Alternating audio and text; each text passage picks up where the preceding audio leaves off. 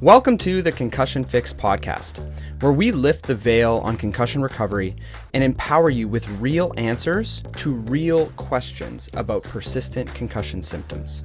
Each episode, you'll hear real, live Q&A sessions with real members of the Concussion Fix program, an online recovery program that's helped more than 3,000 people find relief from their persistent concussion symptoms. Guided by our expert team, Dr. Paul Hrkal, Melinda, Krynen, and myself, Dr. Cameron Marshall, who are here to share insights, empathy, and a clear path forward. In order to protect the privacy of our members, we have stripped away names and blurred faces. Please remember all information shared is for educational purposes only and should not replace medical advice. If you need extra support and guidance for your recovery, we encourage you to check out the Concussion Fix program by visiting concussiondoc.io or Google Concussion Fix and read some reviews to see if it's right for you. Whether you're looking for answers, hope, or just a little encouragement, we're here for you. You're not alone. Recovery is possible, and it starts right here.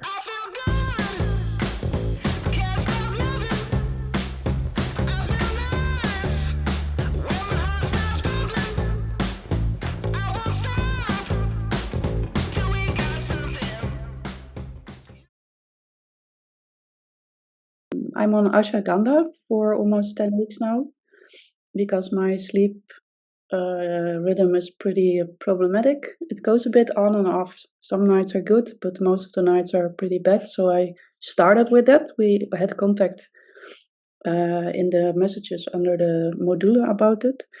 I'm taking 300 milligram at mealtime.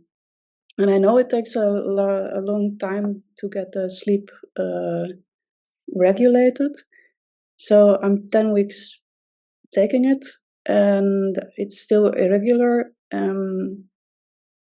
So that's my question. So do I have to higher the dose or do I take it on a not the right time? I do it at mealtime now, or what can I do with this? Yeah, I mean, these are all good questions. And I mean, sleep is one of the major factors that so many people deal with. And it can be pretty challenging to address and treatment resistant in some cases. So, a couple things. Number one, to answer your question directly, ashwagandha has a number of beneficial effects on sleep, specifically helping to lower excessive levels of cortisol. It also has some evidence to show that it decreases anxiety because it has a calming effect. However, if those two issues are not the reason why you can't sleep, then maybe ashwagandha is not the right herb for you. But before you move on past it, I think the literature shows that anywhere between 300 and 600 milligrams is what the evidence-based dose is. And any herb is best taken away from food. So at least maybe 2 hours after. So if you're taking it after you want to take it for sleep, a good suggestion might be to take it, an hour before bed and 2 hours after eating dinner. So I think that would be a better absorption. And then maybe you could go up to the higher levels of the evidence-based dose range. But obviously trying to figure out why your sleep is problematic. If you've done the sleep hygiene, so you've cut out all screens and you've focused on doing mindfulness and deep breathing and those progressive muscle relaxation like was mentioned earlier. If you've done all those things and then also added in some physical exercise during the day and natural light exposure in the morning because that sets your whole circadian pattern up. I've done all those. You've done all that. I'm pretty committed. So I've done all these things. I go outside, Okay. I do all the mindfulness and other the breathing stuff. My cortisol was sub high, but that's 10 weeks ago. So that's why I started the ashwagandha. So I do all the stuff. The only other thing is that my hormones are low, the estrogens. My cycle is a bit irregular. It's not off. It's just there's more weeks in between. And the family doctor said you're just in a menopause. I'm 47, and so that's I don't know. You can also take hormones because with menopause, women are also getting sleep difficulties. Yes. I'm not so keen on taking hormones, so that's Yeah. the thing. Yeah, I'm glad you brought this up. If you don't mind me asking, do you have trouble staying asleep or falling asleep? Falling asleep is a problem, and most of the time I wake up around 3 or 4 at night, and I'm tired when I have to go out, like 8 o'clock. I'm tired, but that's where my day should start. Right. Okay. And so, when you wake up in the middle of the night, what wakes you up? Is your mind racing? Do you have to urinate and you can't get back to bed? Are you hot? Is there a night sweat? What's happening? Mostly it is when I fall asleep, I sleep very deep, and then at 3 or 4 I wake up, mostly for toilet. Or I don't know, the dreams are too strange, and I wake up because of that. Okay. So there's vivid dreams. Is there some specific things that are reoccurring with your dreams? Uh, I know and I don't really know. I don't remember all this stuff, Mm. but Well, I guess the reason I'm asking is that there's a number of factors that can be contributing to poor sleep. So, one of them is elevated levels of cortisol. Uh, Maybe we talked about changing the dose a little bit. So that's one aspect of the ashwagandha. There's a number of other ingredients that help calm the brain and support lower cortisol levels. I can just share with you some of the evidence behind a couple of my other commonly used ones in my practice. One of them is called phosphatidylserine. Phosphatidylserine. I can put the name in the chat in a moment.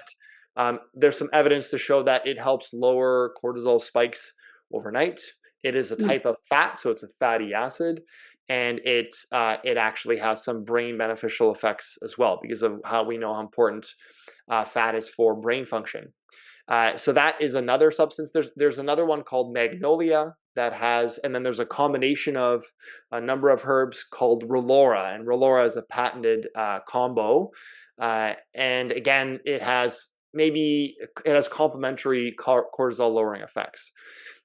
Secondly, we talk about in the Concussion Fix course about melatonin and the importance of that with sleep initiation specifically. Have you tried that?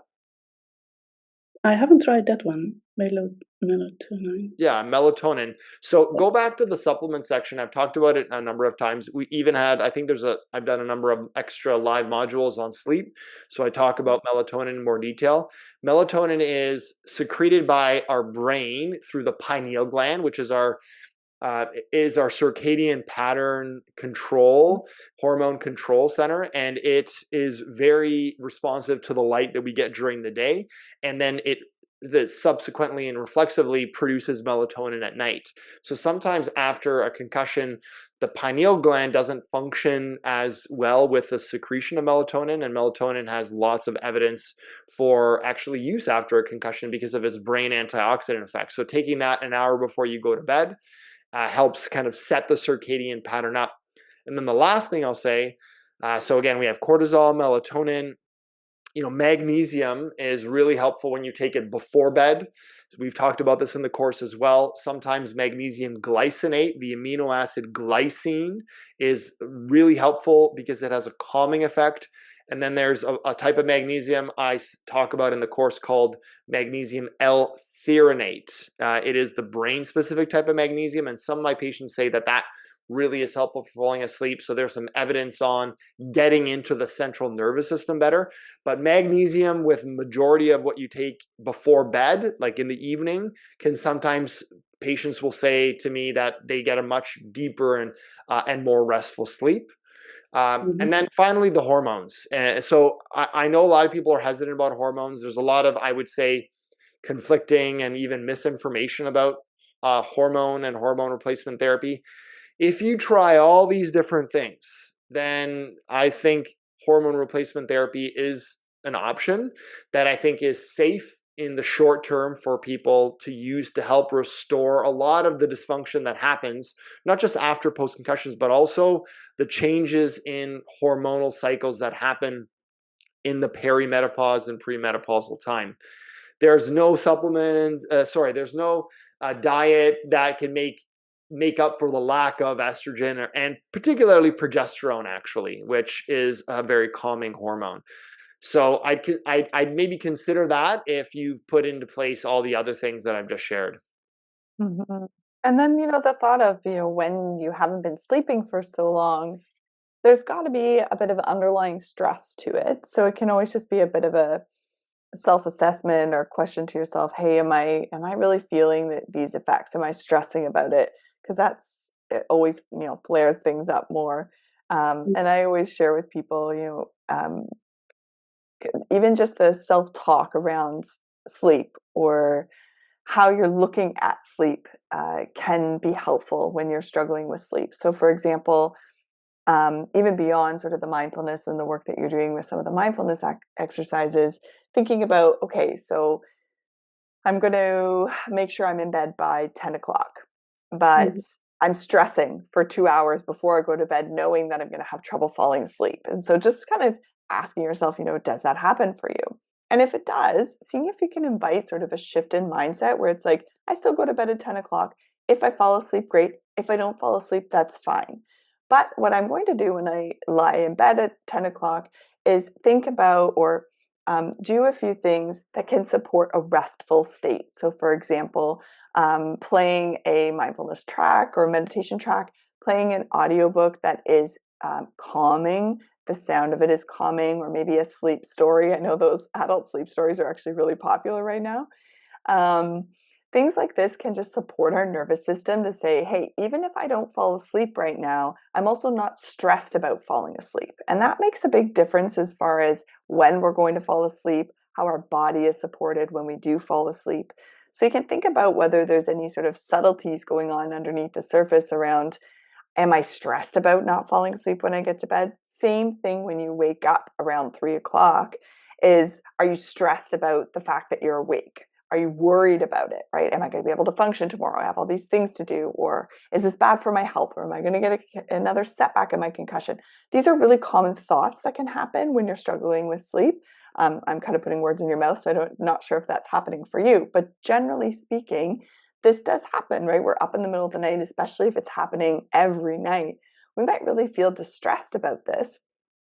So really seeing if you can invite that mindset shift to say, oh, okay, I'm up again. How can I promote a restful state? Can I make, it feel really cozy in bed, extra pillows or a nice scent in the room, something that helps support a restful state, even if you're not sleeping. So that goes a long way as far as your nervous system and just supporting your body to feel restful, even if you're not sleeping at that time. So hopefully that might be helpful too. Yeah, I when I'm really stressed at night, I always have to think about your exercise. This is a moment of suffering, and then I'm doing that one. And the funny thing is that the body reacts on it now because I've done it so often. So yeah, I'm thinking a lot about the mindfulness stuff you offer. So yeah, that line's from one of the self-compassion practices, right? yeah. This is a moment of suffering. Suffering is a part of life. Can I be kind and gentle to myself in this moment of suffering? Yeah, that sounds really helpful, but it always makes me smile as well because it's funny. Like it's just It is funny, yeah. It's not, but it's a moment of suffering. So Even just as you said it there, right? Changing the tone of how you say it in like a funny voice or a character voice. These things can actually brighten our mood and like actually relax our nervous system and calm our nervous system down. So sometimes even just, saying these things in funny voices to ourselves can really just, rest the body and help us just kind of, okay, this isn't going the way I planned. It is a moment of suffering, but maybe if I add a little bit of humor, I can also relax a bit more. Yeah, thanks a lot. Thanks for sharing. All right, next up we have. Hello, I'm excuse me, I'm calling from the UK, and I'm 73 years old. I got my concussion and a whiplash injury about 6 weeks ago, and I've been following the Concussion Fix and sort of getting along okay. However, just over 2 years ago, I was diagnosed with papillary thyroid cancer, and have the whole of my thyroid gland removed. And then I had to have radioactive iodine treatment. And that was that. And I carried on. Following year, about 9 months later, I had a recurrence in the thyroid bed. So I had more surgery, more thyroid radioactive treatment.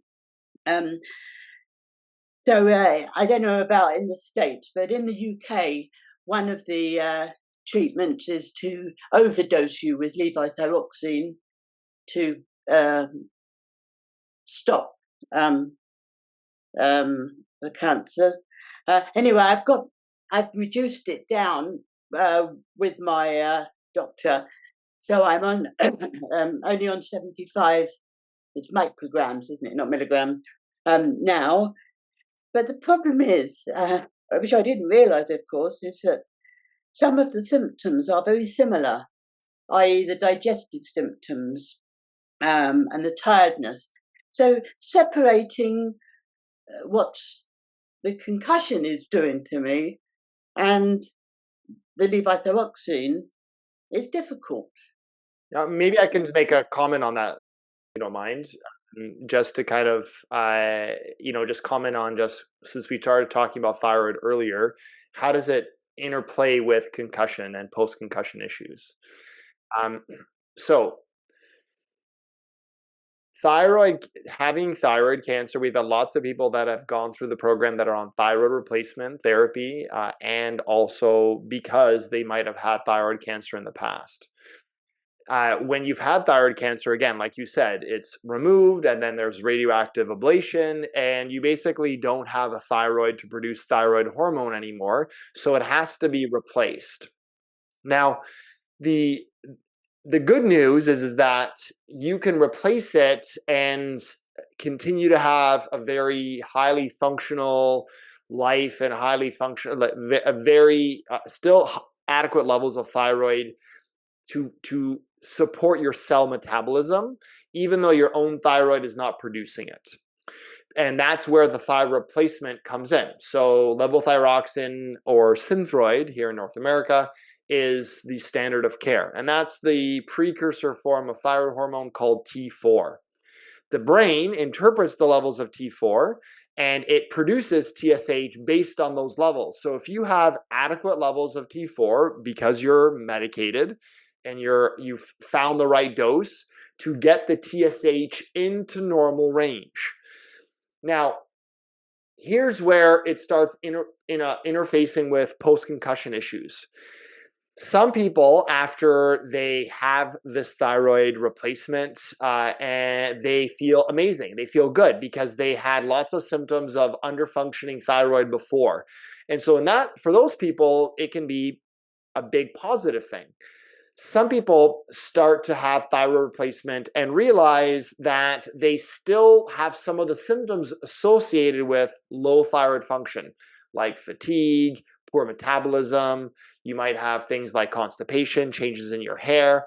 The thyroid does affect lots of different things. But the point that I wanted to make is that it doesn't necessarily have to be this major limiting factor that is going to impair your concussion recovery if you find the right dose of the thyroid replacement. The final thing I'm going to tell you is that there's a combination of lab testing to assess if this is working, and there's a combination of symptoms. And so if your even though your lab testing may be in normal range, if your symptoms are still having effects of low thyroid, or what you might interpret as low thyroid symptoms, maybe that's where your endocrinologist will up the dose a little bit or decrease the dose a little bit, depending on the types of symptoms. And then lastly, they may add something called T3 in. So this is called thyroxine, and it is going to be the active thyroid hormone. Now, it is much harder to supplement or medicate with T3 because it has such a short half-life in the body. That's why doctors preferentially use the Synthroid levothyroxine as a replacement, because it's much easier to stabilize levels. So the takeaway from this story is that it should not be a limiting factor in your recovery if you've found a balance here. Okay, thank you. I mean, I'm someone who's always researching everything, and I've been into healthy eating. I've had 2 whole food shops for 45 years. Um, and I'm one of these people who Melinda talked about, who, in inverted commas, knows everything. For example, I've trained as a mindfulness teacher. I've done all the courses. The trouble is, I don't always apply it to myself. It's much easier to apply it to everybody else. So I'm going through this whole course with just delight to be able to sit down and listen and to sit on my hands, if you like, and sit on my mind to stop it jumping about, to hear what I need to hear. So I'm really grateful for that. Thank you. One other thing, I've been doing intermittent fasting for, about 10 years, I think. Should I stop? Because I feel, I don't feel great generally. And looking at the foods and the advice that you give about eating, little and often sort of thing. So, I'm open to do whatever. So one of my questions is, should I just stop doing that for a while? And the other thing, I found something so helpful regards the constipation I was getting from the thyroxine, which is to take kefir every morning on an empty stomach, which was milk, whole milk, organic kefir. But I've always had a mucus issue, and I just sense that, the milk is just sort of niggling away at me. So I could take it in forms of water kefir, or maybe use a plant milk. What would be a suggestion? Yeah, so I mean, you're talking about a couple things here. The intermittent fasting first is an evidence-based way of eating that's going to be restricting your feeding window to a shorter period of time. And the idea is to try to allow the body to get into a fasted state for a longer period of time, not just overnight. And you're going to have some metabolic benefits. Now, we've talked about this at length during the course because some people, in fact, I would say it is fairly common for people that are recovering from PCS to be more sensitive to blood sugar fluctuations that can occur if you miss a meal or fast longer. And so if you have tried intermittent fasting and you've really given it a good go and you don't feel good while you're doing it, then you may have some of the other what we might call dysautonomic or hypoglycemic, which means blood sugar imbalances. And the autonomic nervous system does play a role in this too, because it also is very sensitive to some of these fluctuations. You might be better served by following a very, very anti-inflammatory and high nutrient dense diet like described in the Concussion Fix program, and just gauging how you're going to feel during that. And that does include avoiding gluten. And this is a good dovetail into your second question, which is about dairy products. It is a really common question, and when we do this re-record coming up in this next year, I'm going to make sure that I'm going to be very clear on this, because the only food that we talk about as being something that you should avoid as part of the Concussion Fix program is gluten and foods that contain gluten. So that's obviously wheat, but it's not restricted only to wheat. Things like spelt, for example, have lower levels of gluten. And that's the only one really that we've found that the evidence is compelling enough to really give it a trial. Everything else is subjective to the person. So if you've have this feeling or just past experience based on what you've eaten and then the reaction you get after, that maybe dairy products or another type of food is causing a negative reaction, an allergic reaction, a gut reaction, an inflammatory reaction. It could be a whole host of different things. It doesn't just have to be gut related. Then maybe you should avoid that food. But that's very personalized. That's not something that we're going to say everybody avoid the top 5 food allergens. That means people would be eating no gluten, no dairy, no eggs, no soy products, no corn, and then there's probably a couple other ones. But everything else, that's too restrictive, and we want to make this program approachable and achievable right away. We don't want to overwhelm people with too many different restrictions. We actually want to add good things in and really eliminate sugars, alcohol, highly processed foods, or what are called ultra processed foods, and gluten. So hopefully that gives you some context as you're going through the program, where dairy, if you suspect it, avoid it for a month, just like gluten, and then see if you notice if that mucus goes away. If it does, that's a pretty good sign that you're probably sensitive to it in some way and it's causing an adverse reaction, and maybe it could impact your recovery. Okay, thank you. Got it. And the last thing, really quick. The other day I remembered that when I was 7 years old, which was 66 years ago, in those days when you rode horses, there was no helmets. And I'd never rode a horse. And we went on a holiday and I rode a horse. And my horse decided to gallop. And I fell off and got concussion. And I can remember my mother having to wake me up, or that she was told to wake me up every hour or something during the night, which I think was an old way of checking that you hadn't died or something from had brain injuries. And I just wondered, is there anything about having more than one concussion in your lifetime? How many concussions can you have? I think what you're trying to say is that if you have a history of concussions, is that somehow predisposing you to having more concussions or to having more symptoms of concussions? The answer, resoundingly, and Dr. Cam would agree with me, he's not here right now, he has answered this question before. His answer is no.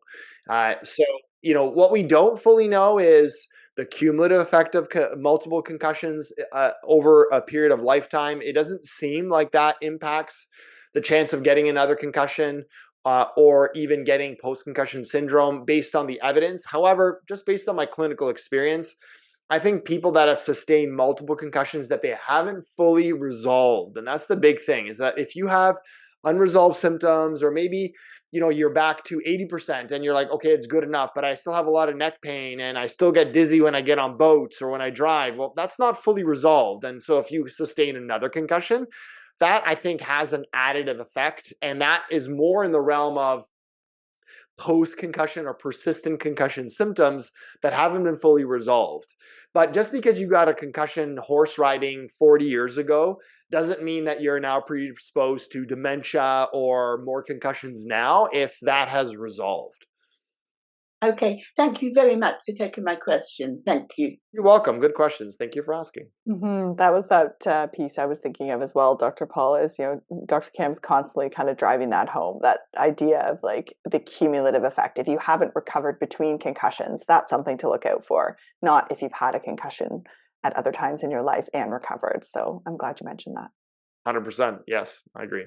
All right, next up, we have. Hi, everyone. Long time no speak. So I've been doing really well. And in the last few weeks, however, I have started to be more easily triggered with my eye symptoms. It's reminding me of how, because I'm not currently working, but it's reminding me of how it was when I was working, and there was a lot of stress happening last year in the midst of when my post-concussion symptoms were the worst. Mm-hmm. It's not nearly as bad, thank God. But it's stored. I'm more easily triggered, I noticed. The one common denominator that I realized had happened over the last few weeks is I've been going to a chiropractor who has been doing a lot of amazing muscular work, because I had a lot of tension in different parts of my body, and that's been working really well. However, the reason I went to the chiropractor is because my hip was bothering me and my shoulder, as I've been running more to ensure I'm doing the cardio that's recommended, at the specific BPM. And so the only thing that I haven't been doing over the last few weeks is the cardio. And so what I'm of course I don't know for sure, but I'd like to hear what you guys think. You know, that's the one thing that I haven't been doing. And I'm going to vision therapy, which seems to be helping tremendously. But again, I'm more easily triggered.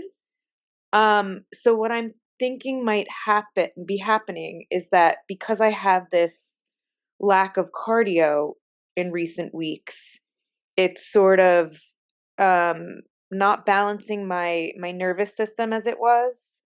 Perhaps it has something to do with blood flow. I don't know.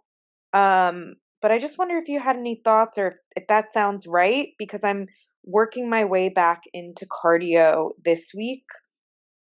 Now that my hip is feeling better, it was super tight. And like I mentioned, I got some work done on it. So it's feeling like I'm slowly working myself back into it. Yeah. Do you think that sounds like a decent hypothesis, or any thoughts on that? Yeah, so just so I understand it correctly here, you're saying that because you've been getting more care for, I think you said your shoulder, right? And there was one other thing, your knee, Well, my hip, your that's hip. what stopped me from being able to do the cardio. Right. Yes. Okay. So because you haven't done that for a couple of weeks, you feel like you're getting more symptoms? No, yeah. So basically, I haven't been able to do cardio for probably a little over 3 weeks. Okay, 3 weeks. So you're thinking that that's because you're more symptomatic, that because you haven't been able to do that cardio. Have you been able to do any sort of other type of exercise during that time? Very slowly, like doing some PT, like simple exercises related to my hip and my shoulder. Mm. So not working and I am actually, to be honest, someone who works out regularly, and when I don't, like I don't have like heavy anxiety, but if I don't work off my energy, I definitely see an impact there in terms of Mhm. anxiety when it comes to stress. Yeah, I mean that's an important consideration, and it sounds like you're just being really mindful about it. That you're able to make those connections. I mean, 2 to 3 weeks is a pretty short period of time, but again, I think if you're a sensitive person that really relies on that movement, could it increase symptoms? Possibly.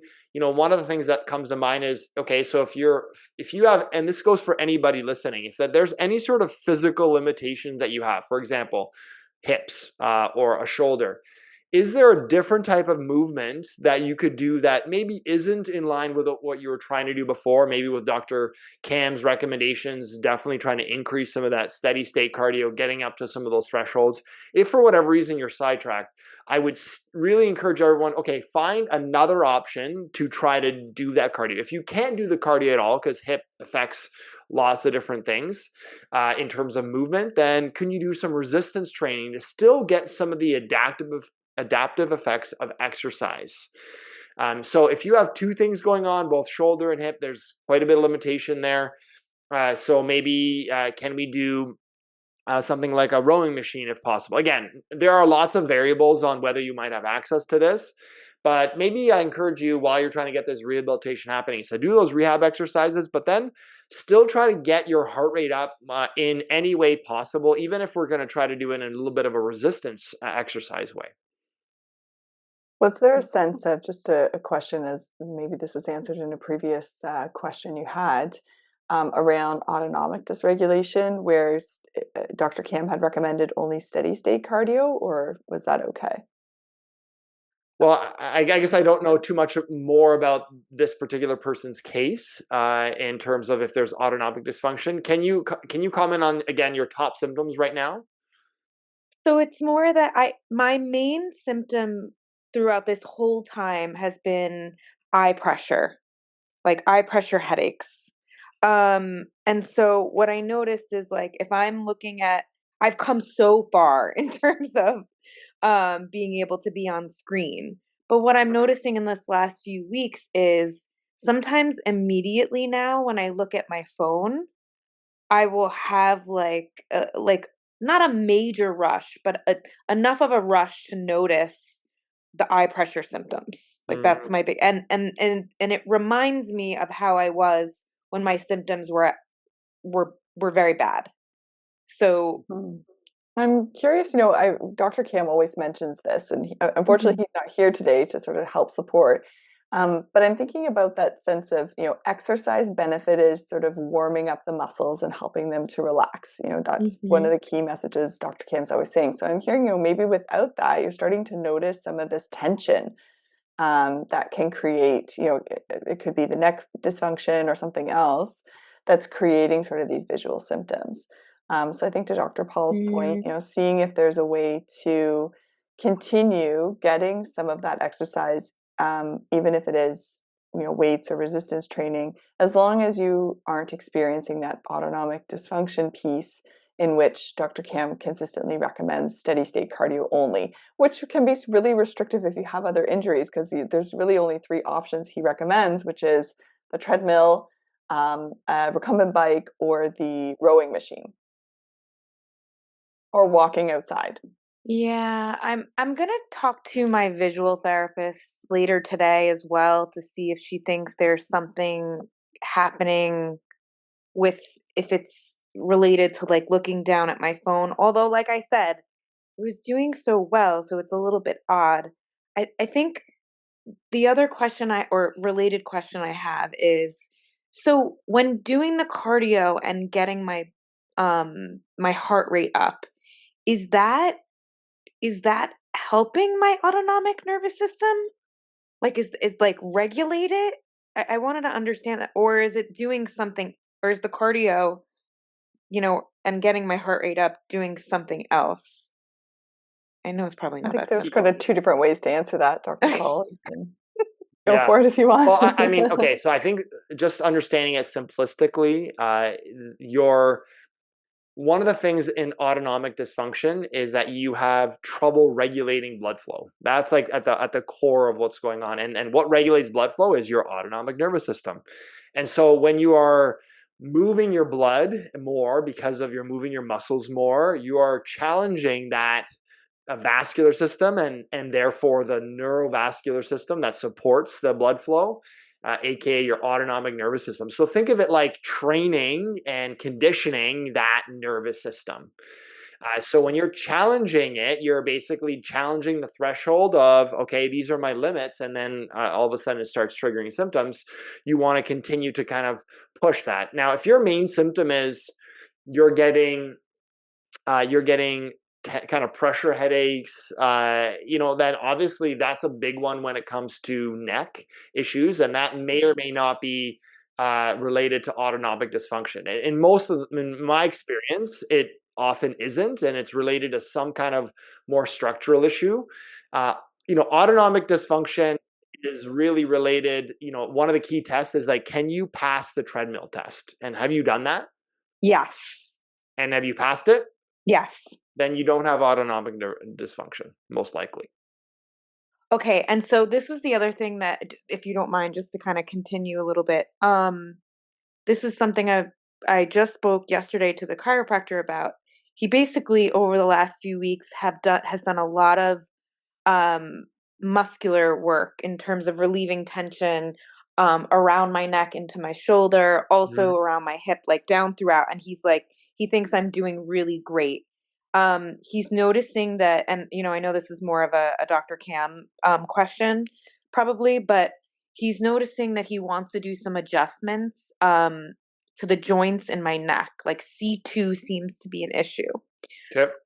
So we're planning to do that next week, but because I told him that really, like, I haven't been able to do the cardio and I want to start working on that, like, in case that's impacting me, he's like, okay, so work on that over the next week. And once you sort of get yourself back on track, that'll be less of a factor, perhaps, when we start working on the neck, so we can, like, sort of isolate, see if this is right. That could be the issue. So yeah, it's good to know, like you mentioned, that the eye pressure issue could be more of a structural thing, and that kind of a light bulb went off when he mentioned that in terms of the joint. So hopefully that will do something. I mean, this is just all so wild. Like, I just cannot get over this over and over. How many just wild. Sorry. It's very complex, right? It's very complex. So It's like putting a complex. puzzle together, which was kind of our inspiration for developing this program in the first place, is that it's really tricky to navigate. And without a bit of structure, it can be hard to isolate the variables that are causing the issues. So hopefully that helps a little bit, right? Yes, We're hearing that there is definitely. an autonomic dysfunction, so that you should be able to do other forms of exercise, resistance, weights, whatever, to kind of help with blood flow, help with that outlet for anxiety, because that's a big one too, right? Anxiety is that other factor we didn't even touch on yet that can mimic symptoms of concussion.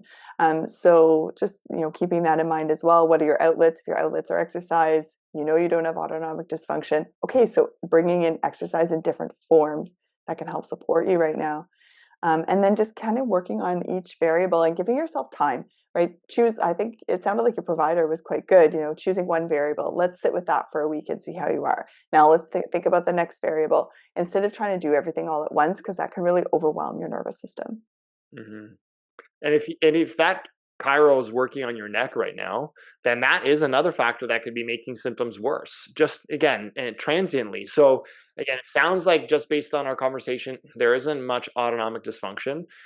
So talk to your chiro about, okay, so if I can't do my normal cardio, then is there types of exercises I could do that is okay with my current MSK limitations, your structural limitations, but I can still get some of the benefits, because you have to be careful. Like certain types of exercises can make your neck pain, tightness maybe worse.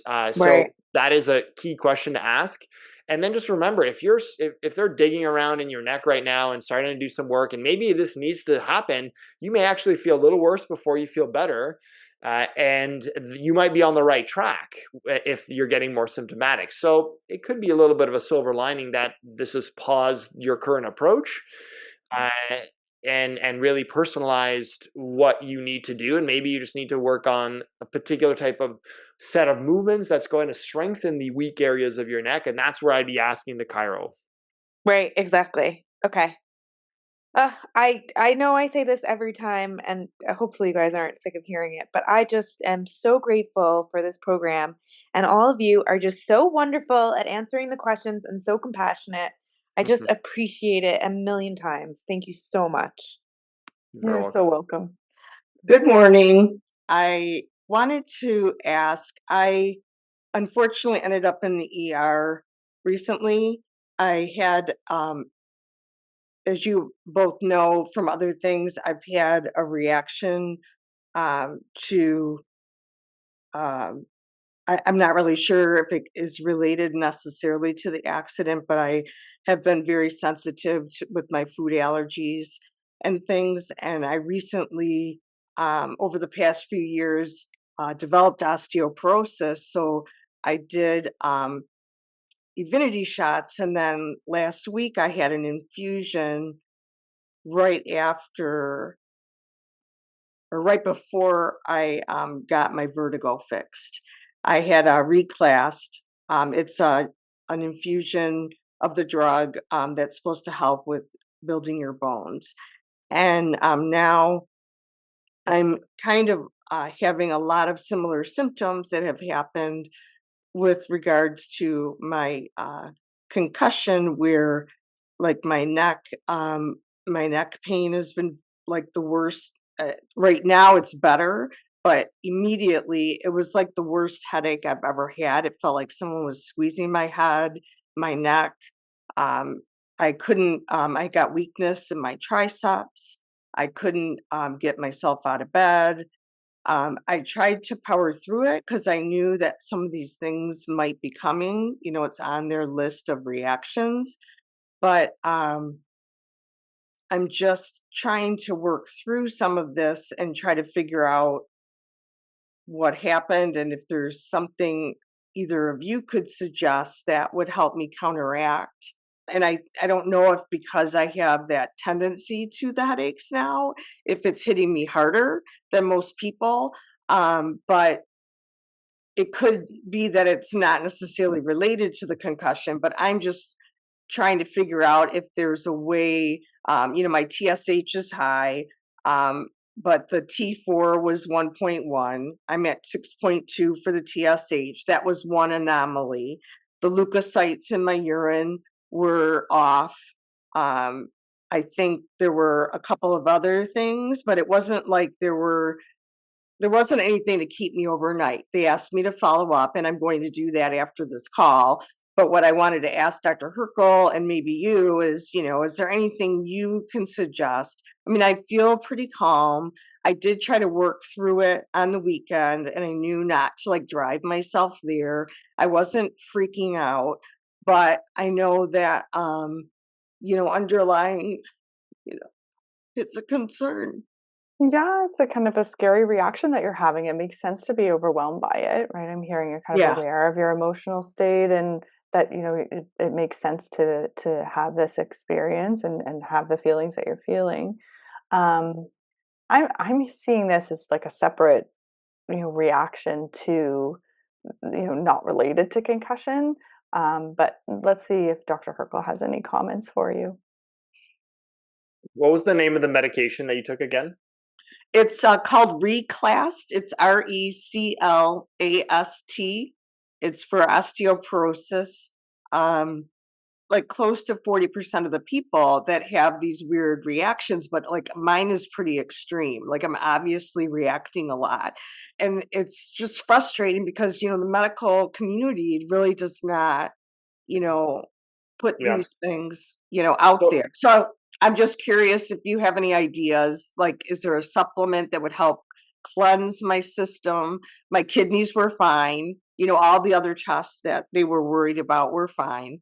So I'm just looking for some guidance. So let me just tell you, the reaction that you described is actually the typical reaction people get when they take this particular infusion. This is called zoledronic acid or Reclast, and it's a very commonly used medication for osteoporosis and hypercalcemia, which is excess amount of calcium in the blood. So it kind of just pulls that into the bones. But it is, I'm going to say, common to get side effects after it, like you feel flu-like, and then there's fatigue, body aches, headaches, muscle, joint pain, all the things you described basically is the expected effect. And the magnitude of that is really personal, meaning that some people that have maybe some underlying inflammation, post-concussion is definitely one of those situations where people, in my experience with persistent concussion issues, dysautonomia, and this chronic inflammation just have an exaggerated response to a lot of side effects that are possible. And so it sounds like this is the expected side effect profile, and you just had the higher version of the stronger version of it. So I think what you're going to be told, again, I don't know, I think you should do your due diligence by seeing your primary care doc. And then, obviously you went to the ER because you felt it was severe. These are things that the doctor made me, he said to go. And I think that's reasonable. I would guess right now, and again, I'm not your doctor, but I would guess that this is an exaggerated level of the typical reactions you get. Right. What I'm curious in your mind, and maybe there's not anything, but I'm just wondering, is there some kind of cleanse or, supplement that could help me purge besides water? Because I woke up the other day, I could barely lift my head, and I was just like so thirsty, so my husband brought me more water. Luckily I'm feeling better, and I'm trying to drink it anytime I can, but I'm just curious if there's any other supplement that I should consider. Yeah, nothing that, because it's infused, it's in your bloodstream. So it's not like it was something that was exposed through your gut. There really isn't any sort of evidence-based supplement that I can think of that's specific for this. It's just really something your body has to deal with. And I think you kind of hit the nail on the head with the hydration, is that and then along with that is like the basic core nutrients that help your body function. So You want to make sure you're optimizing your minerals, electrolytes, vitamin B vitamins specifically help your liver do its job better. There's Which one? Vitamin B? B vitamins, like the whole B vitamin family. Then there's also a substance called glutathione that your liver normally makes to protect its own cells. And that's depleted by things like alcohol and sun and other toxic exposures. So things that will increase glutathione is adequate levels of protein. So having, let's say like something like chicken soup, which is what we always think of comfort, but it has the chicken, which is high in protein, and then it has some of the other electrolytes and even other molecules like carnosine that are present in the broth.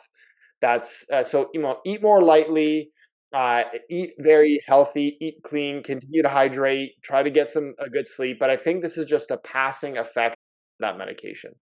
Yeah, I mean, it seems to be going away, and like you said, that's what I've been doing. I'm just going to continue on and just do that. And I'm in your section right now, so I need to just start listening to them, and I'm trying to balance everything. I feel like I'm doing okay. I just thought you might have some ideas.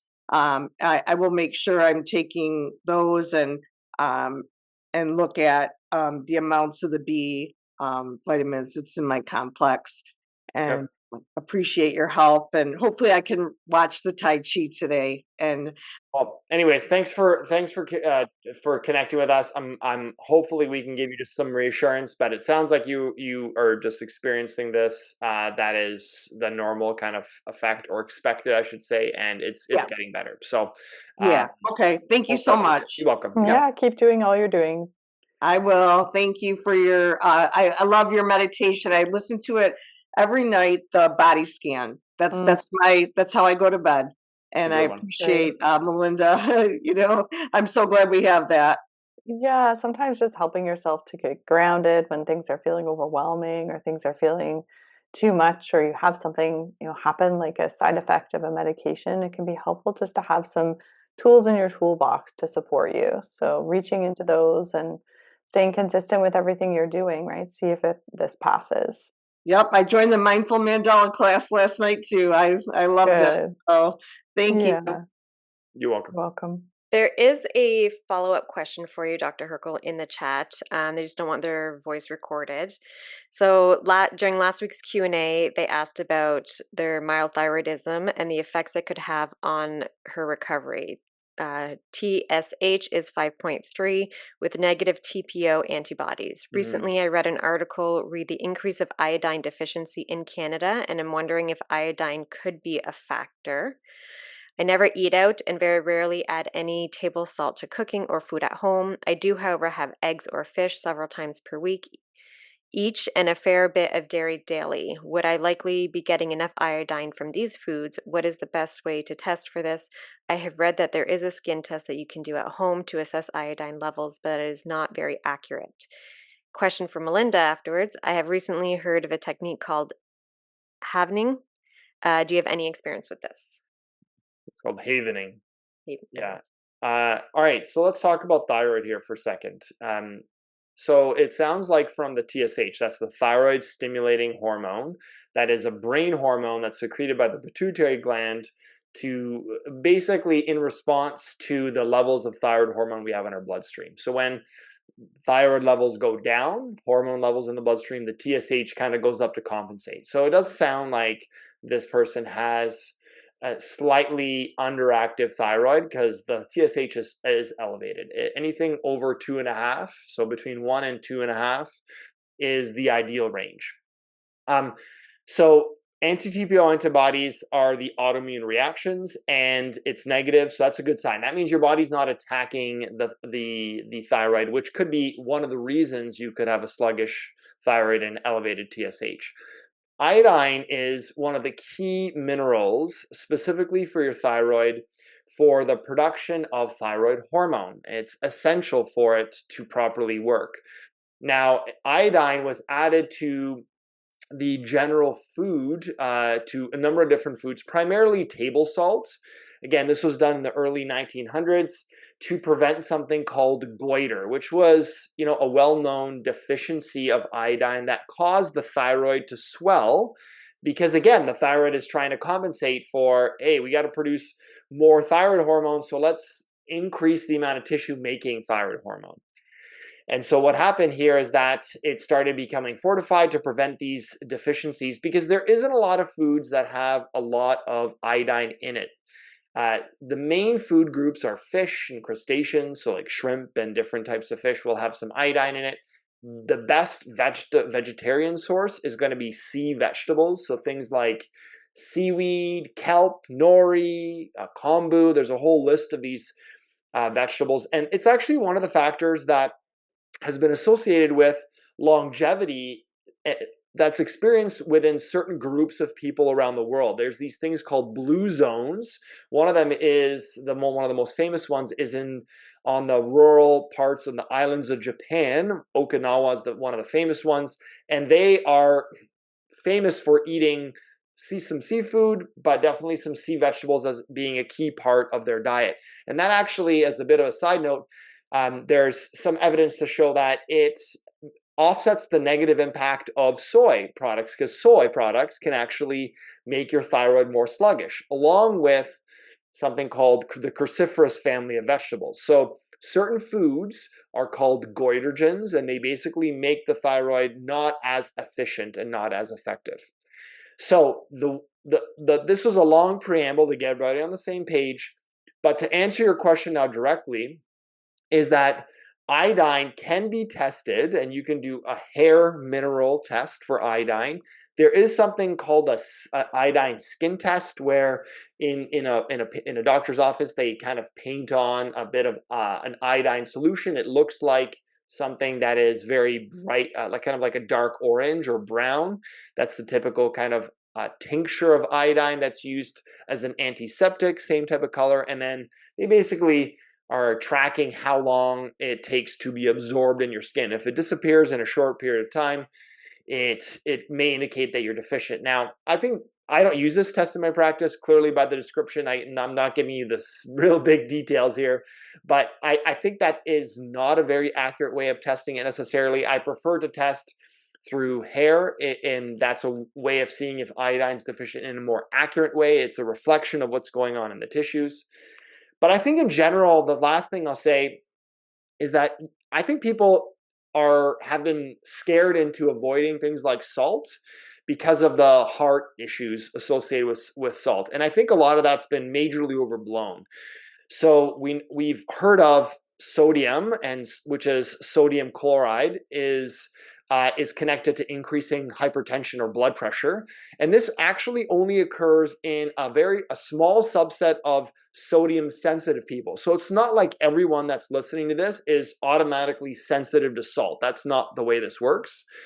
And because salt in North America, at least, has been fortified, meaning iodine's been added to table salt to prevent that whole deficiency. But now, because people are avoiding salt because of all the heart issues, they might become more deficient iodine. Iodine deficiency is one of the more common deficiencies in the world, and it actually can become problematic in things like pregnancy, conception, fertility, children, especially if they are really avoiding any sort of those foods I mentioned, including, I think, having good electrolytes, which salt is a part of, I think can be helpful for people, especially if they have lower blood pressure, if they have dysautonomia. Electrolytes can be really, really valuable. So hopefully that's given you a little bit of background and also insight about, I think a question that a lot of people are asking about their thyroid, but also specifically the mineral iodine. Yeah, Paul, I'm glad you mentioned about sort of the dysautonomia, because I know a lot of members here have this sort of like autonomic dysfunction. And if that's combined with low blood pressure, I'm aware that sometimes salt is actually a key component of supporting that. Is that right? Totally, yeah. And it can be part of a therapeutic approach. In fact, some of the leading researchers in the world on autonomic dysfunction and conditions like POTS and dysautonomia and orthostatic hypotension, which is low blood pressure, or orthostatic tachycardia, where your heart rate goes up. electrolytes, and again, sodium, potassium, magnesium, and chloride are all part of those, part of the electrolyte family, can play a really important role at stabilizing autonomic function. So I think that idea around salt is bad for everyone, we should avoid it, is too general. I think there's some specific people with high blood pressure that are sensitive to salt. Some people have water retention with salt. They should be more careful of it. But otherwise, the type of salt, I think, makes a big difference. Most people's salt intake, Melinda, is related to processed foods. That's where you're getting it. Like, the third ingredient in ketchup, for example, is salt. It's very high in sodium. It's also very high in sugar. This is where most people are getting, the very base level of salt. I think if you're now getting it from a sea salt source, if you're getting it from something like, let's say, Celtic sea salt, you're going to get the whole array of minerals that come along with sodium. And I think that's going to get you a lot more therapeutic benefit. And so, I think that we have to be careful of not overdoing the dangers of salt, because I think it's been way overblown. Great. Melinda, have you ever heard of havening? They were also wondering. Right. Yeah, I've loosely heard of it. It's not an evidence-based technique as far as I'm aware. It is similar, sounds similar, and has some similar concepts to EMDR, which is eye movement desensitization reprocessing. I had to think about that, or EMDR, which is a trauma processing therapy technique. And the general idea is to use like a neurological approach to reprocessing trauma. So in EMDR, they use eye movements as a way to sort of process traumatic experiences and remap them in your body, Havening, I don't know too much about what it's like, but it does sound quite a bit like EMDR.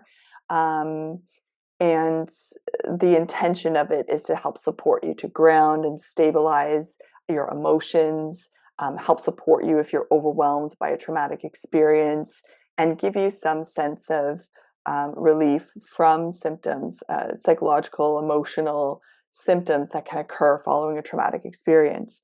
Of course, here we only really talk about evidence-based modalities, so that's why I'm referencing EMDR instead. I think that's kind of a good summary. I don't know if you guys at the Pain and Wellness Center, Dr. Paul, do you guys use havening or no? No, unfortunately, I've never heard of it before, so I can't really comment on it. I mean, there's techniques that come up around the peripheries, around like slight different permutations of some of the other existing techniques. Some of the existing techniques also, they're pretty restricted with like where you can get the training, and I think that they've been monetized, and so I think some of these other providers are maybe looking to create their own little thing sometimes. And we've seen this in the chiropractic profession, for example, where something called muscle release technique, MRT, is the general version, and there's active release. But active release is you have to take the course with this one provider that has like a monopoly on it because they've restricted that name and title and they've trademarked it. So, I mean, I think your point is well found, where it's like there are similar techniques, but they may not be the exact one. But we can really speak to all the evidence-based ones and the ones that we use with our practice. Yeah, and EMDR is a huge science-based, evidence-based technique. So if you're looking for something to try as far as trauma processing, I would recommend looking into EMDR. It looks like they have trademarked havening. I just did a quick Google after you said the question because I wasn't quite sure. But that doesn't mean it's evidence-based. It looks like there's very little literature around it. So taking a peek maybe at the EMDR, seeing if that's a good fit for you. Not that you can't try havening, but not something we can really speak to here. Thank you for tuning in to the Concussion Fix podcast. We hope you found today's episode helpful and that it gave you a little more clarity, hope, and confidence on your road to recovery. Remember, every step you take matters, no matter how small it may seem. If you feel that you could use a little more support on your healing journey, check out the Concussion Fix program. Just visit concussiondoc.io or simply type Concussion Fix into Google and read some of the reviews from people who've already walked this path. With over 3,000 success stories and an average symptom reduction of nearly 50% in just the first few weeks, it might just be the help you need to break through. Thank you again for listening. If you found value in this episode, please share it with someone you think could benefit, and don't forget to subscribe so you never miss a session. Until next time, stay hopeful, stay curious, and continuously remind yourself that recovery is possible.